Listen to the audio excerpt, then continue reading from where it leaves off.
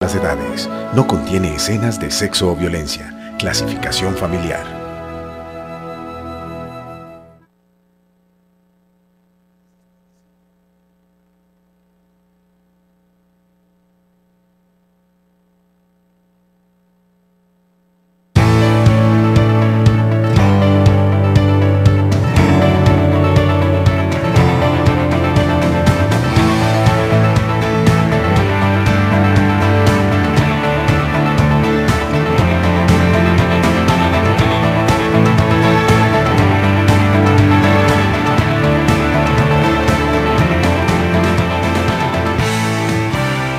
Muy buenas noches, bienvenidos a La Controversia. Hoy estamos desde el propio canal, desde Canal Capital, con un debate sobre un tema que es muy de actualidad, que tuvo una noticia impresionante hoy en La Habana, la declaratoria de un cese unilateral de hostilidades por parte de las FARC desde este 19 a las 12 de la noche hasta el 20 de enero.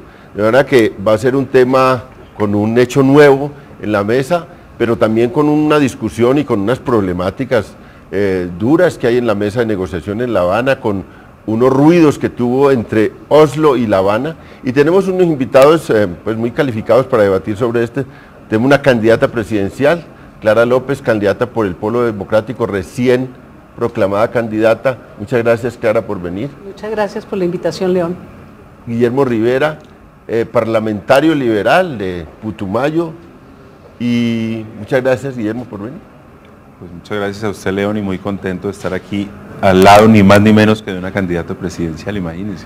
Miguel Gómez, parlamentario, representante de la Cámara por el partido de la U, y aquí hemos tenido varias controversias. Muchas gracias, Miguel, por venir. No, León, buenas noches y gracias por la invitación, de verdad. Y Francisco Santos, el vicepresidente de la República. ¿Qué me va a candidatizar? Yo tengo buena espalda. En un programa estuvimos ya discutiendo de, posibilidades de una candidatura presidencial de Francisco Santos, pero suena para candidato presidencial, suena candidato a la alcaldía de Bogotá, o sea, tiene muchos, está sonando en muchos lados, pero muchas gracias, Francisco, por venir. León, ¿y por qué nos sentamos así unos a un lado y otros al otro? Esto parece coincidencia, ¿no? Aquí nos ubican a todos. Sí. Como en la sala de diputados de Francia en 1789. Sí. Sí. Claro que quedan ustedes a la derecha, León, y nosotros a la izquierda, ¿no? Sí, eso depende de dónde se mire, ¿no? Esta controversia entonces tiene primero un pulso político, que vamos a recoger opiniones del debate político para este mismo tema, y después vendremos aquí a la discusión.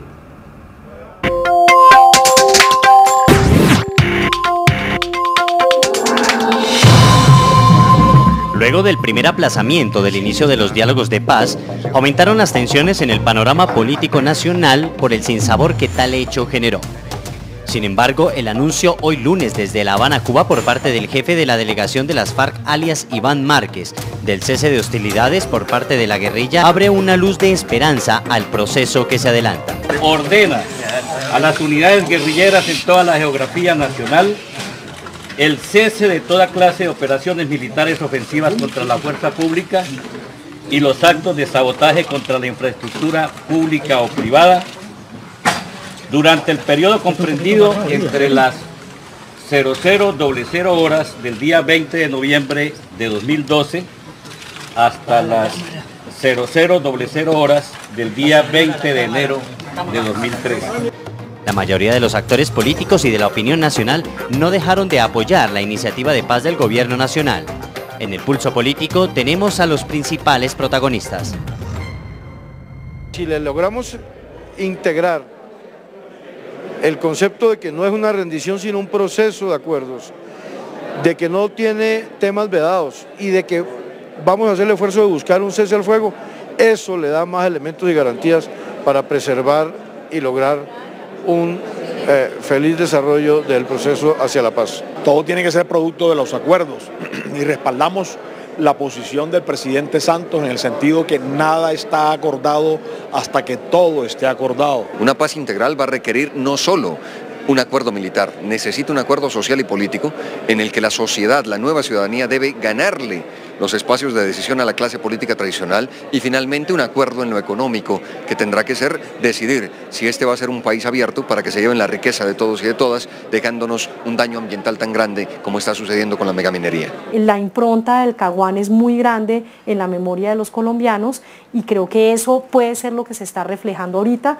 y de ahí pues mi escepticismo respecto del nivel de preparación que tiene la sociedad colombiana frente a este proceso. La gente quiere, pero la gente dice, bueno, pero ¿será que sí van a cumplir? ¿Será que sí hay una verdadera voluntad? ¿Será que sí se justifica tener toda esa disposición de perdón, toda esa disposición de reconciliación? ¿Será que ese ánimo está en la guerrilla? Esos diálogos no son para nada fáciles, para nada son fáciles. Y ahí el gran riesgo es las posiciones rígidas y la voluntad de entrar ganando y no entrar negociando. Colombia es un país que está en guerra desde 1814 y no ha parado. ¿Verdad? Que si soportó eso, ¿por qué no va a soportar otra cosa? Yo ahora por lo menos le veo intención a los protagonistas de dialogar, eso ya es algo.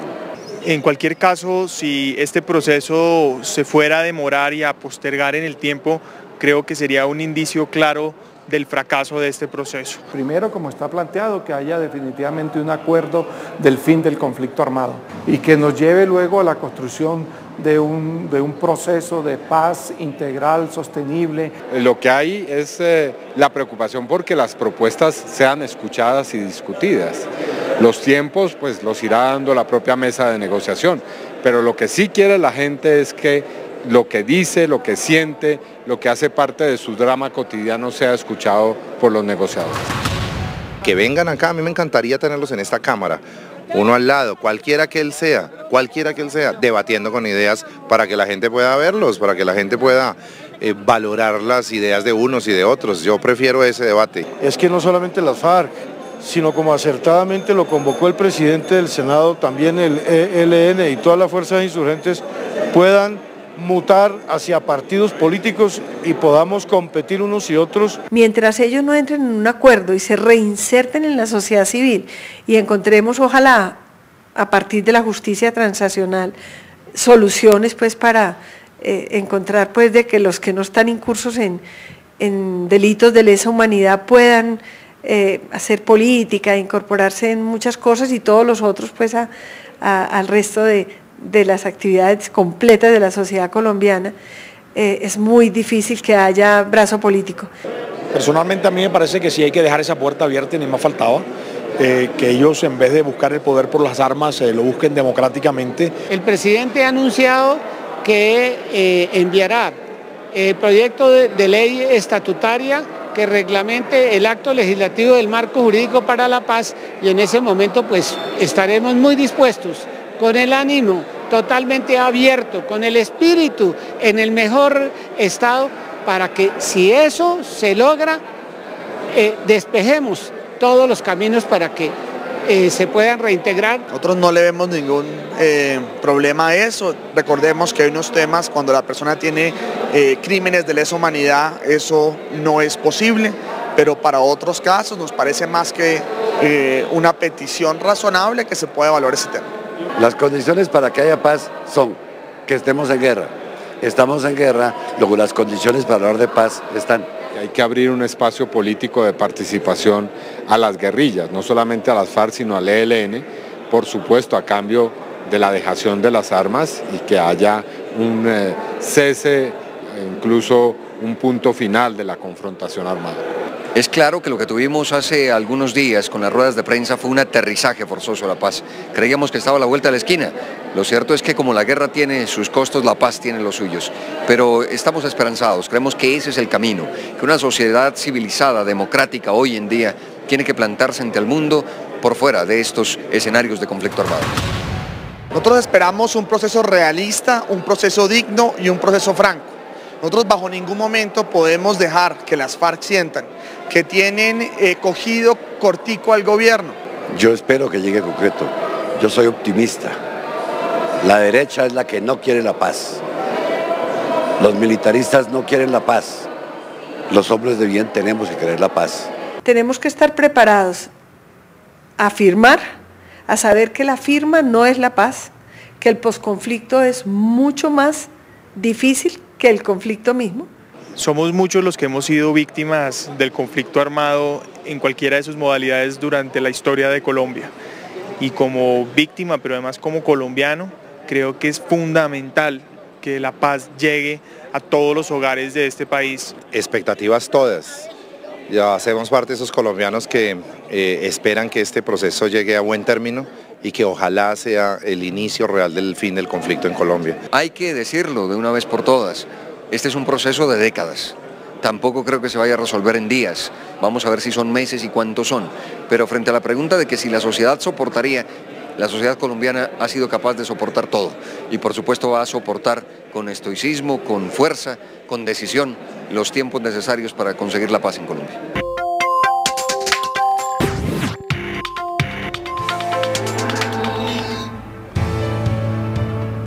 Estamos en la controversia y ya pues ustedes vieron un espectro político hablando sobre la paz, pero hoy tuvimos un acontecimiento, empecemos por eso, que las FARC decretan un cese de hostilidades unilateral, que era algo impensable. Yo tengo como, sin modestia, decir que propuse eso en una columna hace como un mes y todo el mundo se vino encima y decía, eso no hay ninguna posibilidad de que las FARC unilateralmente decreten un cese de hostilidades, pero lo han hecho. ¿Qué opina Francisco de esto? Es una buena noticia, sin duda, un poco viene a arreglar o a minorar el impacto que tuvo la rueda de prensa en la sociedad colombiana, que fue muy desafortunada y que dejó a muchos ciudadanos muy preocupados. No me cabe la menor duda que van a cobrar esto a partir del 21 de enero, es decir, esto gratis, aquí no hay nada, pero sí aclimata el principio de un proceso. Lo que uno se pregunta es por qué no lo hicieron antes, por qué desde el anuncio hasta ahora la cantidad de muertos que hemos tenido y que desafortunadamente, en especial la prensa nacional, hoy los publica así, pero hemos tenido una batida de muertos y de atentados a la infraestructura violenta. ¿Por qué no se hizo entonces? Y la otra pregunta es, bueno, ¿y qué pasa después del 21? Pero ¿tú crees cómo cobrarían eso después del 21? De muchas maneras, miren, una negociación usted dice, me porté bien, después viene un mesecito de arriesgar, le dicen, sí, ve lo que puede, usted sabe cómo es esa negociación, usted sabe que esta negociación tiene dos componentes desafortunadamente, uno es lo que pasa en la mesa y otro es lo que pasa acá. Esto lo hacen, yo diría, para aclimatar, pero las preguntas siguen siendo clarísimas. Y el 22 de enero, ¿qué es lo que va a pasar cuando vengan otros muertos? Aquí en este periodo de cese del fuego puede venir acumulación de fuerza también, no nos digamos mentiras. Usted no está en acciones ofensivas, pero usted está adquiriendo explosivos, está diseñando planes, etcétera, y en ese sentido, pues sí, uno se alegra, qué buena cosa, 2 meses, pero que esto va a costar en la mesa de negociación, no me cabe la menor duda que va a pasar. Doctora Clara, ¿usted cómo ve la cosa? Bueno, a mí me parece un hecho altamente positivo y que si se le piden a las FARC hechos y gestos de paz, pues sin lugar a dudas este es un gesto de paz que tenemos que valorar, no exento de riesgos ni de peligros, porque recuérdese que en una tregua de esta naturaleza, su carácter unilateral, pues no van a quedar exentos tampoco de que haya provocaciones, que se presenten hechos violentos, y sin verificación neutral pues nadie va a saber qué pasó. Yo diría que lo importante ahora sería que el gobierno tuviera una reciprocidad. Nosotros en el tercer congreso del Polo reunido la semana pasada hacíamos el llamado que han hecho desde muchos sectores que haya un cese al fuego. Creo que sería propicio una tregua navideña de todos los actores y ahí también incluyo al ELN, que sería una oportunidad también para ir aclimatando las condiciones necesarias para que haya confianza y haya un ambiente positivo y constructivo alrededor de la mesa de diálogos y un respiro para los colombianos en las Navidades. Doctor Martínez, yo le oí a usted, quizás uno de los primeros que le oí, la idea de que si las FARC querían generar confianza en la sociedad colombiana, y usted era muy escéptico, dijo, pues un cese de hostilidades unilateral sería un mensaje muy fuerte, y le oí que Eso sería la medida, pero que usted dudaba mucho que pudieran hacerlo. Sí, yo la verdad hace como 2 meses dije en un evento público que me parecía que esa era una señal buena. Y estoy convencido de que es una señal buena lo que ha pasado. Yo estoy muy sorprendido y la verdad creo que las FARC juegan muy bien sus cartas. Le han pasado la pelota al gobierno. Ahora el gobierno tiene el problema de que si hace operaciones ofensivas, en el fondo pues es un tratamiento desigual de la guerra. Hay unos que dijeron que no iban a combatir, atacarlos en este momento pues naturalmente tendría mucha dificultad para explicar eso ante la opinión. Creo además que el mensaje a nivel internacional para las FARC es muy positivo. Esto debe estar en todos los medios de comunicación a nivel internacional. En el país ha habido el periódico. Entonces nuevamente las FARC toman la iniciativa y ponen al gobierno en una posición, digamos, de estar respondiendo. Y creo que es inteligente lo que hicieron. Adicionalmente, vamos a ver si esta tregua puede extenderse. Yo sí creo que sería muchísimo más sano negociar en un ambiente sin violencia. O sea, yo sí creo que le quitaría a la negociación toda esta tensión y este desgaste producto de los atentados cotidianos. Lo que hemos visto en las últimas semanas ha sido muy negativo, porque los colombianos saben que la seguridad se había deteriorado, y entonces empiezan a preguntarse, bueno, ¿y qué estamos haciendo en La Habana? Entonces creo que las FARC han jugado muy bien sus cartas y demuestran una habilidad política que es sobresaliente, diría yo. Guillermo, este recurso no es único de Colombia, ha sido también utilizado y lo fue utilizado en El Salvador, en un momento de descreimiento sobre las negociaciones. Ya eso hace mucho tiempo, pero los que conocimos el proceso y seguimos ese proceso vimos que en un momento de escepticismo también sobre la negociación y habían muchas inquietudes en San Salvador sobre eso, el FMLN hizo una tregua unilateral al final de la negociación para darle un empujón al proceso hacia adelante.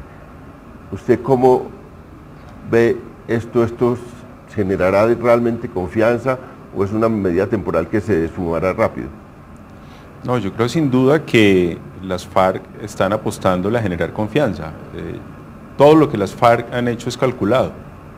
El gobierno aparece en primera medida anunciando la apertura de los diálogos, planteando un escenario muy optimista, muy rápido en términos de tiempo.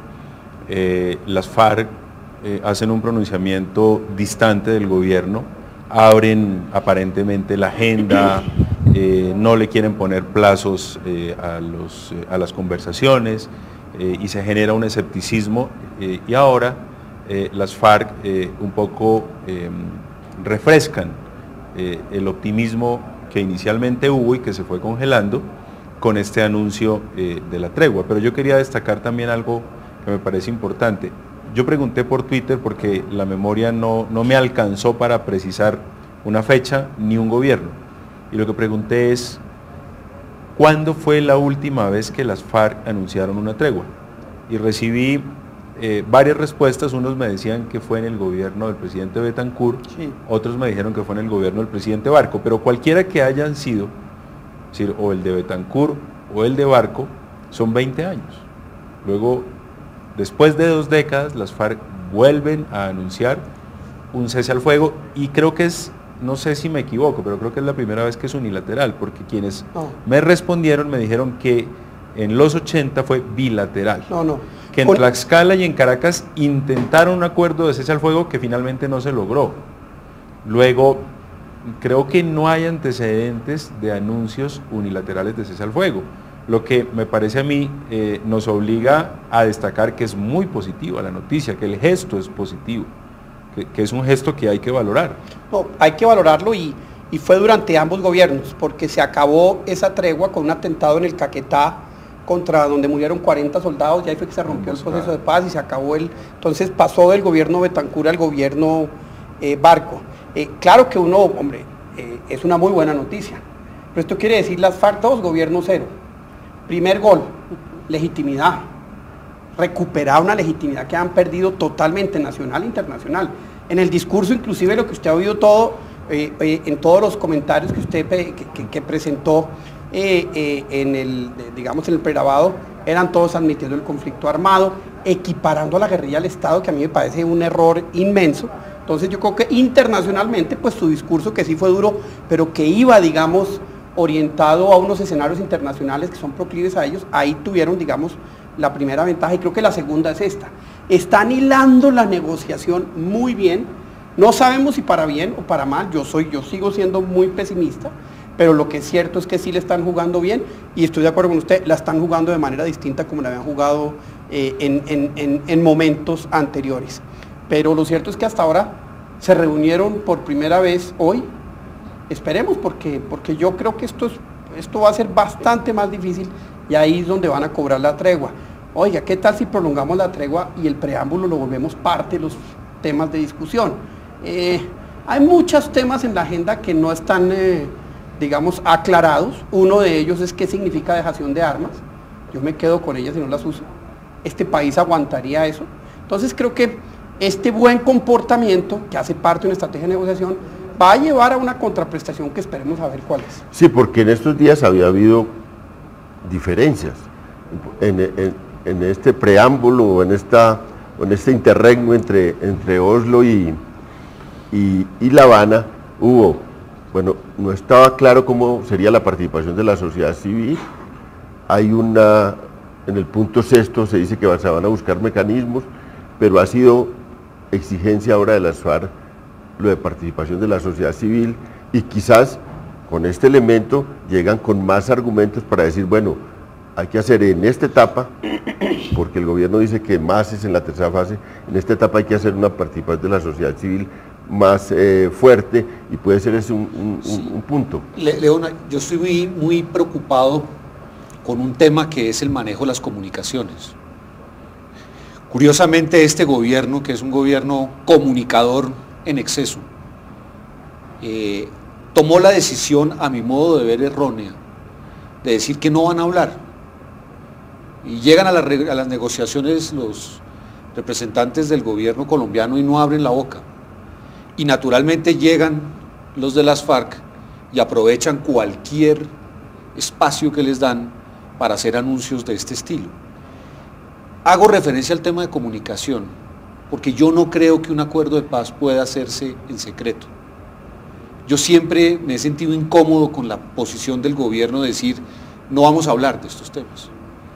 Lo que pasa en la mesa solo lo conocerán los que estuvieron en la mesa. Yo no creo que eso sea aceptable, porque finalmente lo que se está negociando son nuestros derechos y nuestras libertades, y por lo tanto los colombianos tenemos derecho a saber qué es lo que se está discutiendo. Pero lo otro que veo es que tácticamente el gobierno está cometiendo el error de dejarle la pantalla a las FARC, y son ellos los que están fijando la agenda de comunicación. En un gobierno dirigido por un periodista como el presidente Santos, ofrecer ese espacio gratis a las FARC, me parece a mí que lo va a tener que corregir eso el gobierno rápidamente. Si los únicos que comunican son los de las FARC, rápidamente la agenda va a ser la que las FARC definan, y va a resultar muy sorprendente que, digamos, en 2 o 3 semanas de pronto el gobierno diga que algo no. La gente va a decir, pero ¿por qué no lo dijeron antes? ¿Por qué no hablaron antes? Entonces el tema de comunicación creo que va a tener que ser replanteado, y espero que lo haga el gobierno rápido. Clara, dice Pacho que, o Francisco Santos, con la amistad le dice Pacho, dice que ellos están tejiendo muy bien la negociación, y el doctor Gómez dice que comunicativamente son más hábiles los de las FARC. ¿Sí ve usted esas ventajas de las FARC sobre el gobierno? Bueno, yo creo que ambos lados son diestros negociadores, ni más faltaba. Lo que pasa es que la posición del gobierno no es buena.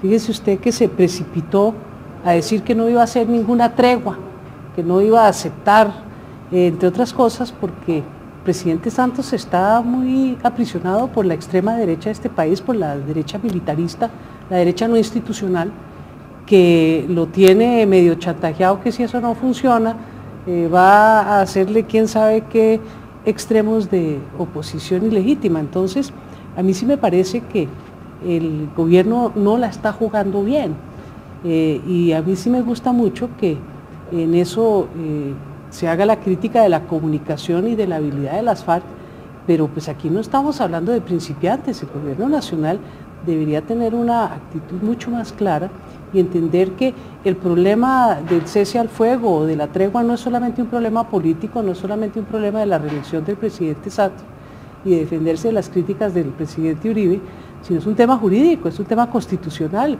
Aquí el tema del derecho a la paz y el derecho a la vida prima para todos. Debería llamar al gobierno a considerar con seriedad que no todo lo tiene que manejar de manera estratégica, sino también humanitaria y constitucionalmente. Guillermo, le tocó a usted defender el gobierno. Llevan esos 2 años. No me pesa y además me fluye. No, yo creo que el gobierno está haciendo una apuesta seria. Me parece que justamente esa prudencia es para no ser prisionero de sus comunicados. Y creo que en eso las FARC a veces se les va la mano. Creo que han dicho mucho y no me extrañaría que después vayan a tener que retroceder de lo que han dicho. Y yo, por el contrario, destaco la prudencia del gobierno. Hay algo que yo sí no le critico al gobierno, pero sí le llamaría la atención. Y es que en principio dijo que la tercera fase, es decir, al final de esta que empezó hoy, se abriría la discusión institucional y la discusión con la sociedad civil.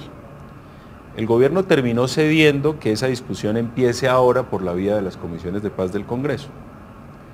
Y la verdad es que lo que yo he visto, y eso es legítimo, no estoy diciendo que eso sea reprochable, lo que yo he visto en esas discusiones de la Comisión de Paz es que lo único articulado, lo único movilizado es la marcha patriótica. Y en cambio el gobierno no está haciendo un trabajo de articulación de los sectores que lo acompañamos en esta apuesta, y debería hacerla. Porque es que de estos esfuerzos de las comisiones de paz, lo único que va a llegar a La Habana son las propuestas de marcha patriótica. Y entonces ya me imagino yo al señor Iván Márquez diciendo, mire lo que el pueblo colombiano está diciendo. Yo vengo de Florencia, estuve el viernes en Florencia, y por allá apareció una propuesta de derogar la ley de víctimas y restitución de tierras. Me tocó pararme a mí, pues respetando la posición de quien lo propuso, pues a discrepar de él, obviamente. Pero esa propuesta va a llegar a La Habana. Y el gobierno debió prever la articulación de los sectores que lo acompañamos, de tal manera que si la discusión en la sociedad civil va desde ahora, a La Habana lleguen todas las propuestas, incluidos los de los amigos del expresidente Uribe, y pues los señalo a ellos dos porque pues abiertamente lo son y legítimamente tienen también el derecho a opinar y expresar sus posiciones frente a este proceso. Pero me parece que en términos de articulación de la sociedad, y sobre todo de quienes acompañamos al gobierno, ha faltado. Pero también destaco la prudencia del gobierno. Creo que aquí se aplica aquel dicho popular que dice que uno es dueño de lo que se calla y prisionero de lo que dice. Y en estos procesos hay que ser tan cuidadoso con lo que se dice, porque a veces luego hay que ceder, o hay que retroceder mejor. Yo quería decirle, bueno, una cosa sobre esto. Es que yo sí veo al gobierno incómodo con la participación de la sociedad civil. Ese tema el gobierno no encuentra cómo hacerlo. Entonces, puso en acción las comisiones de paz del Congreso, buscando hacer unos foros regionales y tratar de canalizar eso con un perfil muy bajo. De hecho, ha sido de un perfil, yo sé que se han reunido mucho, pero lo han tratado de los medios. Sí, en los medios bajísimo. Pero allá en la región se siente. No, yo sé, pero digo, los medios que están muy controlados por el gobierno le han bajado completamente el perfil a eso. Cuando se pide participación de la sociedad civil en La Habana, el gobierno dice que no, y se traba momentáneamente el inicio de los diálogos. ¿Por qué es eso? Porque el gobierno quiere negociar él. Resulta que es que lo que está de por medio es el país. Él tiene que entender que el gobierno sí nos representa a los colombianos, pero el gobierno no puede hacer esto como le parezca a las 5 personajes que fueron incluidos en la delegación. Pero nosotros necesitamos que participar más y entender qué es lo que se está negociando, porque es nuestro futuro. Pero Miguel, a mí me preocupa un tema más de fondo, y es por qué yo voy a negociar el futuro del país con los señores que están armados. Yo lo negocio con ustedes. Pero hay que negociarlo con la doctora Clara, candidata del Polo Democrático, con usted que tiene unas posiciones, Guillermo, sobre el tema de... O sea, yo creo que el país que debe definir el futuro es el que jamás ha empuñado armas. La verdad, a mí eso me preocupa. Y me preocupa porque genera un precedente muy grave, y es que aquí se plantea que se va a acabar el conflicto armado, y paja, no se va a acabar, por varias razones. Primero, porque sentencias de la Corte Constitucional y algunas otras de la Corte Suprema plantean que para quien se levante en armas contra un Estado democrático tenga unos beneficios por encima de un delincuente que de alguna manera u otra utiliza también las armas contra por lo menos servidores del Estado. Entonces las condiciones, cuando el discurso es, si yo me levanto, negocian lo que yo quiero, pues ¿quién no va a pensar dentro de 5 años o 3 años, cuando ya las FARC, que además son un anacronismo, ya en el mundo prácticamente no existen las guerrillas, diga, oiga, ¿sabe qué? Yo me voy a levantar en armas porque tengo beneficios por un lado jurídicos, tengo beneficios por el otro lado políticos, y los vimos aquí en el video que presentó para que estén en el Congreso, y a mí eso, le quiero decir, me parece un precedente funesto, porque es que el país se negocia es con usted, acá, los que jamás hemos tocado un fusil, votamos, pagamos impuestos, somos ciudadanos que en ese sentido tenemos el derecho de construir el país. A mí ese precedente es el que me produce, y obviamente hablar contra la paz es como hablar contra el niño Dios, pero me parece un muy mal precedente para una sociedad democrática que algunas reformas fundamentales se negocien es allí, ante un chantaje de las armas. Bueno, ahora nos vamos a una pausa para que discutamos un tema importante, que es con el que deben empezar allá, el tema de tierras y desarrollo agrario. Y bueno, una pausa y vamos. Déjeme responderle a Pacho, por favor, antes. Luego cuando vengamos también.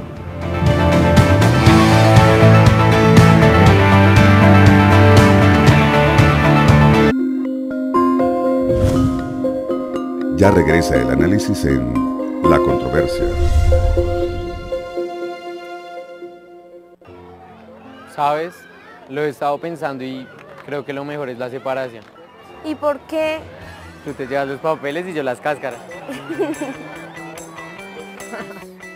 Clasifica ya en bolsas diferentes los residuos orgánicos e inorgánicos. Separa, los recicladores hacen el resto. Programa Basura Cero. UAESP, Alcaldía Mayor, Bogotá Humana.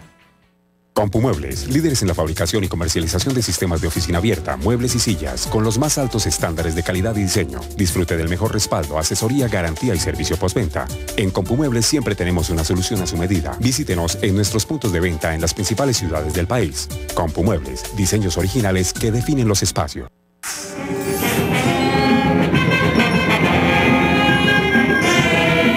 Gracias a la banda del colegio, yo salí del país y conocí el mar. La formación y educación que recibí en el colegio sí me ha ayudado mucho, y a nivel académico me ha dejado con muy buenas bases. Ya estamos publicando los cupos asignados. Infórmate en www.cesbogotá.edu.co y en las direcciones locales de educación. La educación oficial te abre camino.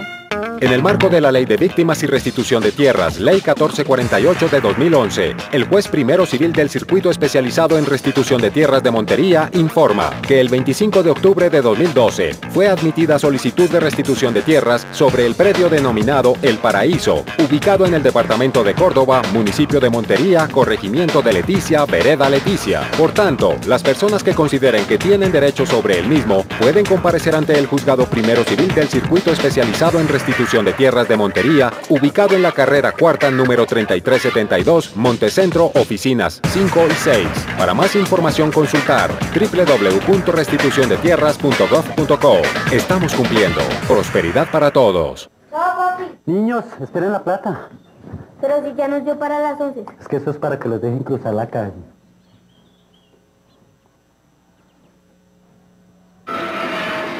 A mí me pasaba esto, me estaba acostumbrando a tener que pagar para que mis hijos pudieran llegar al colegio. Si a usted le pasa lo mismo, no tenga miedo, llame a la línea 165 o a la 147. Denunciar es muy efectivo.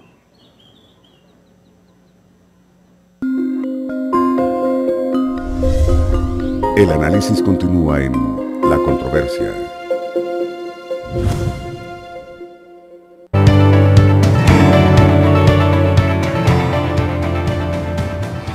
Estamos en La Controversia, en las instalaciones del Canal Capital, transmitiendo en directo. Algunas veces lo hacemos por fuera, o siempre lo hacemos por fuera del canal, pero hoy nos vinimos para este debate acá al Canal Capital. Vamos a una nota para que vean lo que opinan. Fuimos a las regiones a buscar a las comunidades cómo están sintiendo esta discusión de paz algunas organizaciones. Entonces tenemos una nota, Colombia se expresa.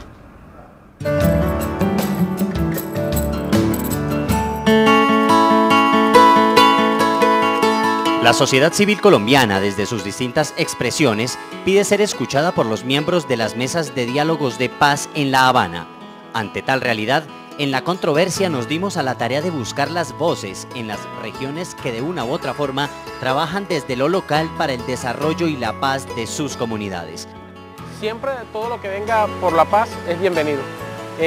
Nuestra posición es que desde la sociedad civil es donde se deben construir los espacios de paz, porque somos nosotros, la sociedad civil, las personas, los pobladores, somos los que sufrimos en carne propia el conflicto, somos las víctimas, somos los que hemos vivido, digamos, de carne propia, ese conflicto que tanto ha afectado a nuestra patria y sobre todo a nuestro territorio Montes de María.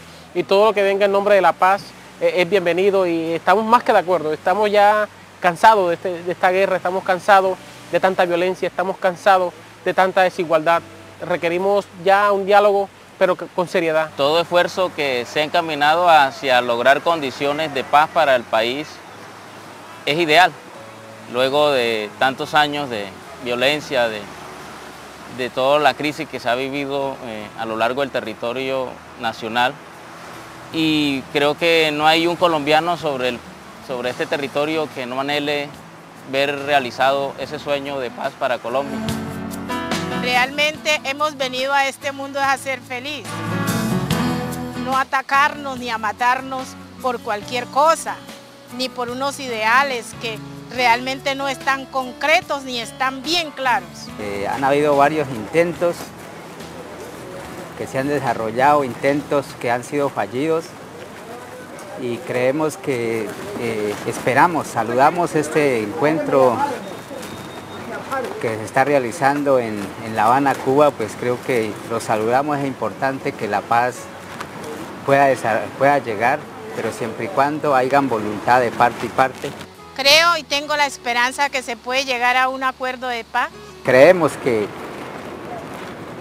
quien debe de estar en los procesos del diálogo también frente al tema de la paz es la gente del campo, la gente que sufre, que todos los días se despierta en sitios de zozobra, que la gente del campo es la que sufre los impactos de la guerra. De ahora en adelante este país tiene que cambiar, porque lo cambió primero fue Uribe. Y ahora ya con el tratado que van a hacer el gobierno con las fuerzas revolucionarias, vamos a tener un proceso muy productivo, que si ellos hacen un tratado con el gobierno, la vida de todos los campesinos más que todo va a cambiar, porque ha habido mucha muerte, ha habido mucha guerra en Colombia. Todos y todas estamos cansados diga, de esta guerra en Colombia que ha dejado llanto, lágrimas, sangre, mucha desilusión como la que yo tengo en este momento, mucha tristeza. Entonces yo pienso que hay que, como dije en el poema, aunque me dice que no sea tan poética, no puedo hacerlo, pero sí termino diciéndole que sí le apuesto y estoy con el corazón roto, despedazado, pero le estoy apostando a la paz del territorio colombiano.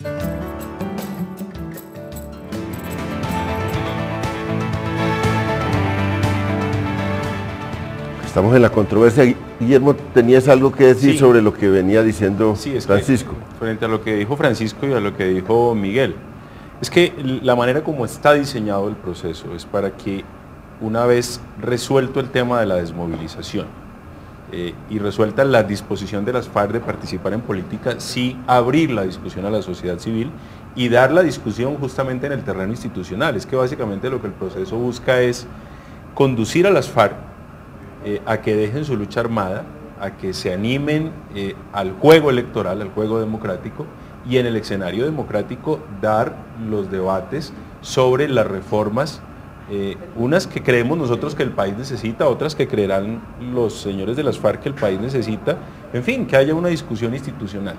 Ahora, salvo el tema del desarrollo rural, los otros temas son procedimentales. El tema de reconocer y reparar a las víctimas, ya hay una ley, la ley no se negocia, hay que cumplirla. El tema de la desmovilización o de la dejación de armas, de la participación en política, son temas de procedimientos, salvo el del desarrollo rural. Pero yo aquí sí quiero apelar a mi condición provinciana, en la que no me acompañe sino usted, León, porque estoy aquí con mis compañeros de panel que tienen dos coincidencias, que le hacen oposición a Santos y que son cachaquísimos. Y yo creo que el conflicto colombiano sí tiene un origen rural. Y hay una realidad rural que este país desde el centro no ha querido entender. Y en eso las FARC dicen algunas verdades. Y me parece que por lo menos discutir algunas ideas en materia de desarrollo rural, cómo superar la economía cocalera, por ejemplo, qué tratamiento darle a los campesinos cocaleros, para citar solamente dos temas del desarrollo rural, me parece que es un tema que vale la pena por lo menos empezar a discutir con las FARC en un escenario gobierno-FARC, y luego en el terreno institucional tomar las decisiones que haya que tomar o no tomarlas. ¿Puedo ponerme de acuerdo con el doctor Rivera? Pero antes yo quisiera hacerle un comentario, porque es que parecería que todo está como muy claramente delimitado, y eso precisamente no es cierto. Hay un campo gris muy amplio, y es que en la fase 3, que es que se llega al campo institucional y a la participación ciudadana, ya se habrán tomado decisiones, ya se tiene que haber llegado a acuerdos sobre temas muy espinosos que a mí me parece no se pueden discutir en un vacío. Pues si usted habla del tema agrario y del tema de la tierra, no me va a decir que no vamos a hablar de una reforma agraria integral, que no vamos a hablar pero luego habría que discutirla en el Congreso o en una constituyente, no sé. De temas de fondo que tienen que ver con el modelo de desarrollo agrario de este país. Entonces, a mí no me parece que es tan claro que a mí me parece que el gobierno se enredó y que no abrió los canales institucionales de participación de todos los actores que tienen interés sobre la materia y que tienen legitimidad para discutir el tema. Por eso nosotros planteábamos en alguna oportunidad que por qué no se citaba, por ejemplo, a la Comisión de Paz, o se elegía una nueva comisión de, ¿cómo es que la llamaba? El Consejo Nacional de Paz. El Consejo Nacional de Paz, para tener algo más institucional que unas reuniones en las distintas regiones del país, donde se cita a unos sectores y no se cita a otros, donde van unos y no van otros, y darle a eso el carácter de una representación real como la que se hizo en Irlanda. Que allá los estamentos hablaban a título de representatividad y no a título sencillamente de un ciudadano que se apareció. Pero en Irlanda también entiendo que se presentaron 3 fases muy similares a las que ha planificado el gobierno. Digamos, la discusión se abrió en la tercera fase. Yo voy a meter la cucharada con esto. Una comisión que de la cual estuvo muy a la cabeza Francisco Santos, es la Comisión de Memoria Histórica. Estamos terminando los trabajos, yo hice parte, y local me honra mucho ser parte de esa Comisión de Memoria Histórica. Estamos terminando el trabajo después de haber hecho muchos informes regionales. Y una pregunta que nos hicimos, ¿por qué había guerra? ¿Por qué se estaban peleando? ¿Por qué se han peleado en estos 50 años? Digamos, ¿quiénes? ¿Cómo ha sido esa pelea? Y lo que vimos era que sí, el tema de la tierra estaba ahí metido. Sí, en eso yo estoy de acuerdo. El tema de ese origen, y ahí estoy de acuerdo con usted. Yo no digo el conflicto de la violencia, de muchas de las violencias de la Colombia moderna, bueno, y de la anterior también, no me cabe la menor duda que el origen está en el tema de la tierra. Pero a mí me encantaría que eso se discutiera y se resolviera aquí, no con unas personas que no tienen a puerta cerrada. Pero claro, esas personas que tomaron esas armas por eso, porque dicen que se sintieron excluidas políticamente y luego no creyeron que se sentían incluidas tampoco en la Constitución del 91 por las rentas del narcotráfico y bueno, y ahora por esa cosa dramática de las víctimas que están en el centro del conflicto. Esos son temas que tienen que ver realmente con ellos. Puede que se haga un primer momento de discusión con ellos, se saquen unas conclusiones y eso vaya a sociedad civil y luego al Congreso o a otro mecanismo, pero me parece lógico que esos puntos, fíjense que ya no están discutiendo puntos más importantes que eso, del país, la reforma tributaria, es que la tributación está en el centro del corazón de cualquier sistema económico. La tributación no está discutiendo. La reforma de la salud tampoco. La reforma de la educación, que son los temas modernos y los temas centrales del país, no están discutiendo. Está discutiendo lo que tiene que ver directamente, y por eso me parece un poco sabio. Con el origen de ellos. Con el origen de ellos. Eso es lo que yo veo. En el Caguán sí se intentó abrir toda la agenda y discutir de todos los temas del país. En este es una agenda acotada, veo yo, y que pues tienen que sacar unas conclusiones. Uno no sabe es cómo van a hacer de las conclusiones que saquen allá, cómo se van a validar. Ese es un gran interrogante, y usted planteó o una constituyente o unos votos. Santos, yo se lo oí, el presidente del Senado, Roy Barreras, me salió a desmentir, pero yo estoy seguro que se lo oí el presidente. Más adelante habrá que buscar un mecanismo legitimador de los acuerdos. Sí. No dijo cuál, no se comprometió con ninguno en particular. Eso queda abierto. Pero que había que buscarlo. Por eso, pero miren, acabamos de ver gente de las regiones, gente que sufrió la violencia, esos testimonios de esas personas que son valiosas. Y tiene razón Guillermo Rivera en el sentido de que yo sí le veo a esta paz un sesgo muy cachaco, hecho por cachacos, pensada desde Bogotá. Yo le veo a eso una cosa que... La otra vez dijo usted una expresión como, eso sí, es de la oligarquía bogotana. Sí, de la oligarquía bogotana. A la que ni usted ni yo pertenecemos. No, asumiéndome. Y doña Clara menos. Nosotros los oligarcas definiéndole la paz. Los únicos oligarcas. Definiéndole la paz un poco a la gente de las regiones, que es la que realmente ha sufrido la guerra. Pero yo me pregunto si realmente estas personas que han participado, por ejemplo, en foros sobre el tema de la paz, tienen claridad sobre para dónde va esto. Si nosotros cuatro, que somos personas informadas de lo que pasa en el país, no estamos muy seguros cómo es el orden secuencial de esto, ni cómo se va a legitimar, ni cómo se van a analizar las propuestas, ni cómo se van a aceptar, nosotros no lo tenemos claro. El resto de los colombianos seguro que no lo tienen claro. Entonces yo sí creo que uno no hace un proceso de paz donde se está definiendo el futuro de 45 millones de colombianos sin decirles con mucha claridad qué es lo que está en la mesa, qué sigue después de la mesa, cómo se va a hacer, qué cosas se están negociando y cuáles no.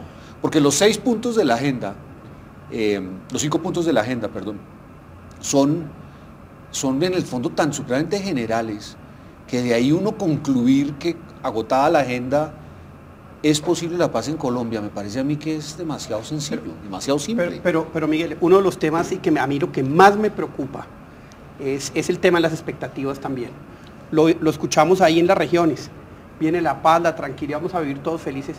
Eso no es cierto, León, usted lo sabe, lo sabemos todos, que aquí se habla de un proceso de paz que es una negociación con una de las guerrillas, con uno de los actores de la violencia en Colombia, pero que los otros van a seguir actuando.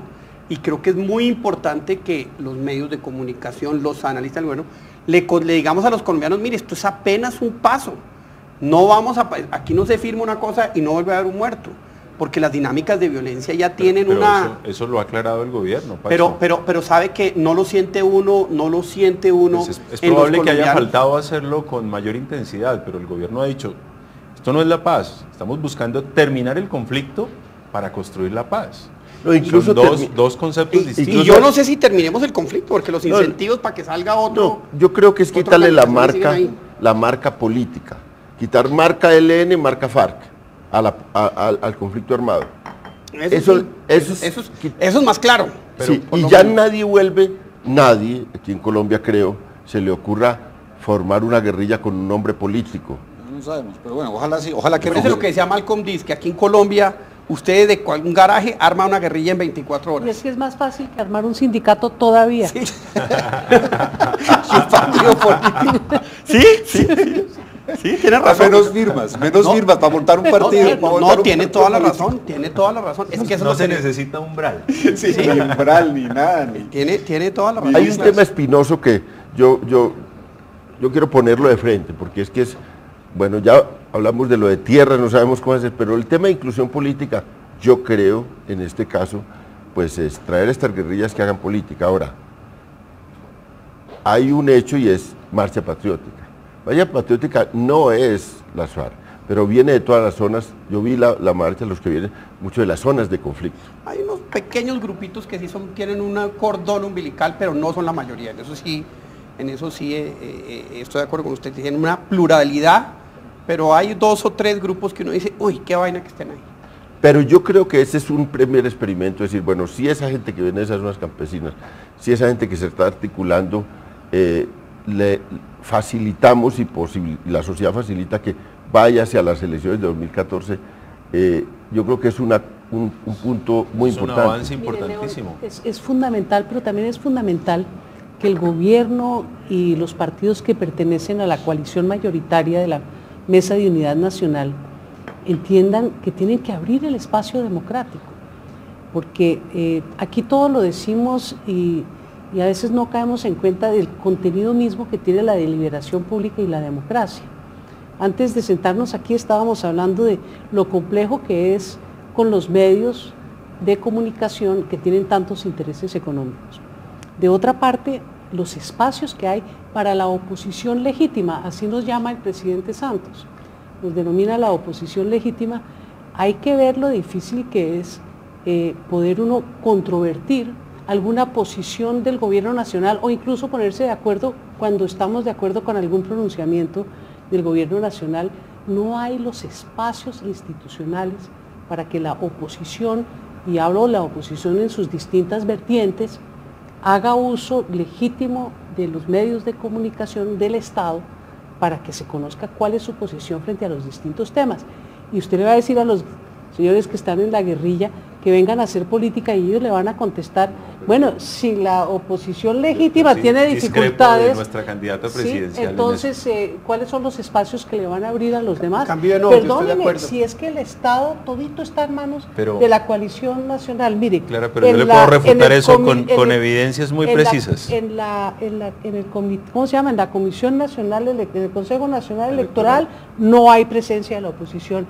En ninguna de las altas cortes hay presencia de la oposición. En el Banco de la República no hay presencia de la oposición. En la Comisión de Asesora de Relaciones Exteriores no hay presencia de la oposición. Perdóneme, esto de verdad estamos en un bloque hegemónico de un grado de necesidad de apertura real para que usted le pueda decir con legitimidad a los de la Marcha Patriótica, desde luego, a los del Polo Democrático, que estamos en la más absoluta civilidad, y a los que van a salir de la mesa de La Habana, mire, aquí puede venir a ser democracia en igualdad de condiciones o en algo de campo nivelado que hoy no existe. No, yo sí quisiera discrepar de Clara con evidencias muy precisas. Mire, hace 10 días tal vez, César Caballero, el director de la firma Cifras y Conceptos, presentó su encuesta de los líderes de opinión.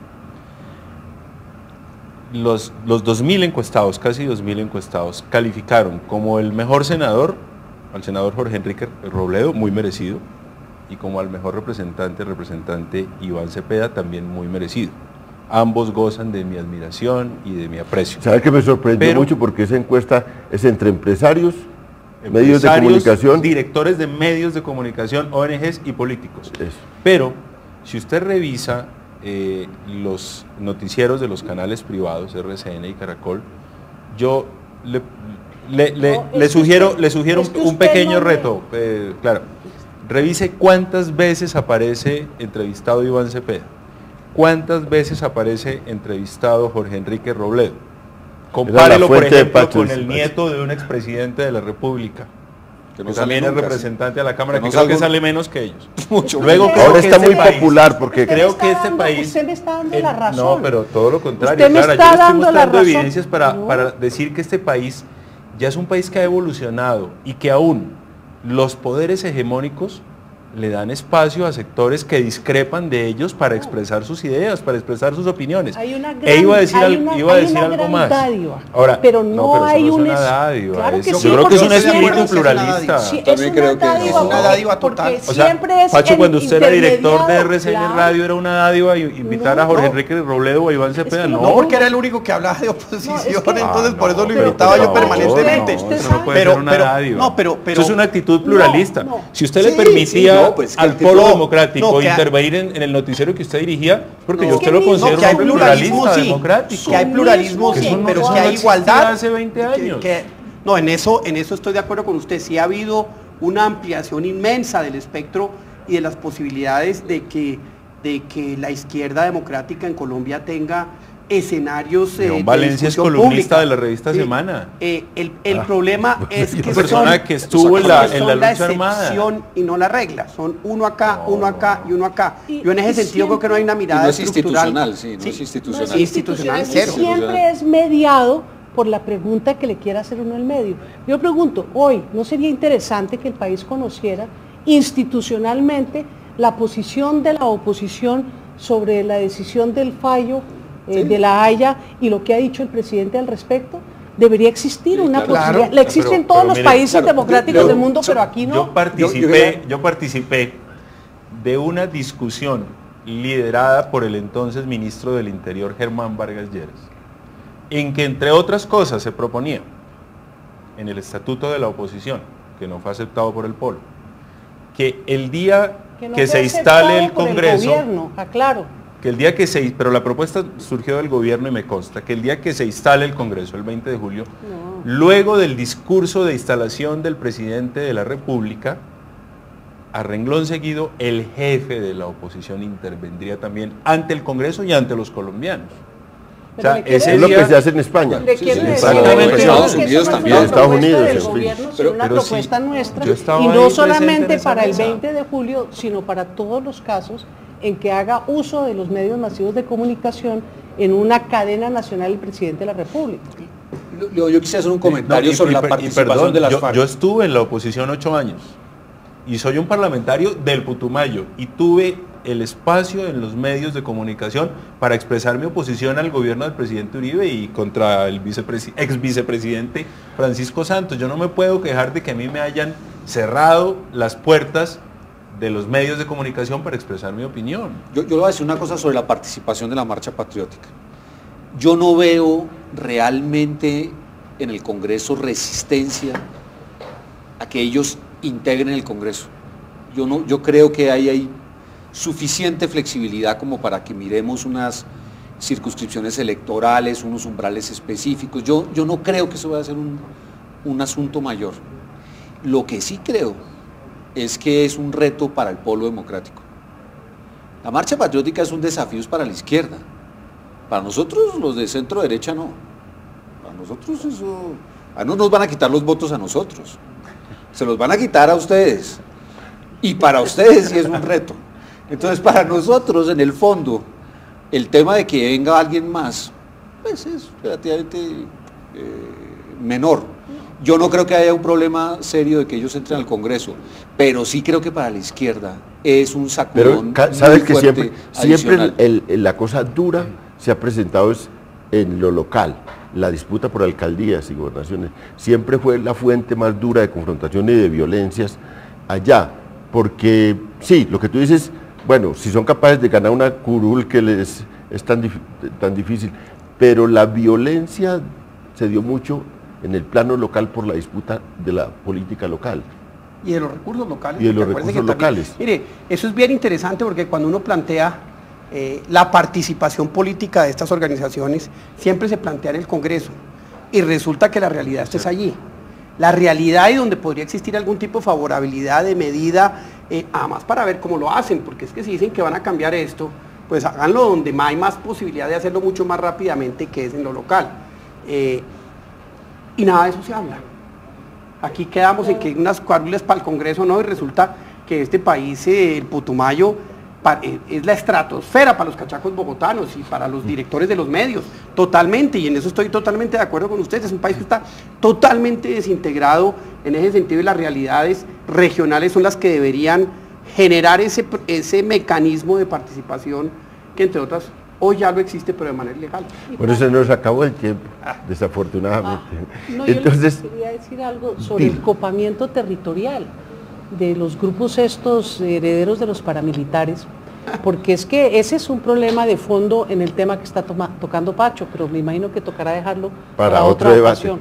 Los esperamos, muchas gracias, nos da por acompañarnos, lo esperamos en La Controversia el próximo lunes de 8:30 a 9:30 por Canal Capital, Televisión Más Humana.